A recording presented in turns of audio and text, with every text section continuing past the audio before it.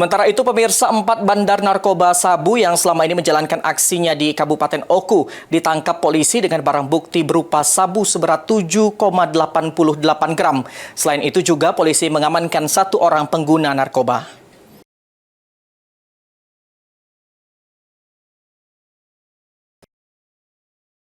Penangkapan 4 bandar narkoba jenis sabu dan 1 pemakai diamankan oleh polisi dalam 1 pekan terakhir.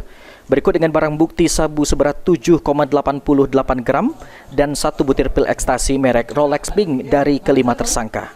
Keempat tersangka yaitu AD, warga Pasar Pucuk sebagai pemakai, DZ dan BI, warga Dusun Batu Raja, serta AK, warga Batu Raja Lama, dan juga AS, warga Air Poa sebagai pengedar, kini telah diamankan di Polres Oku.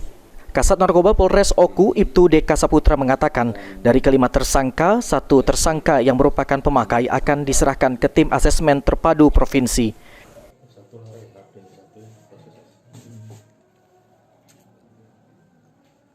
Kegiatan ungkap kasus ini merupakan komitmen dari Polres Oku dalam rangka keseriusan penanganan peredaran gelap dan penyalahgunaan narkoba, khususnya di wilayah Ogan Komering Ulu.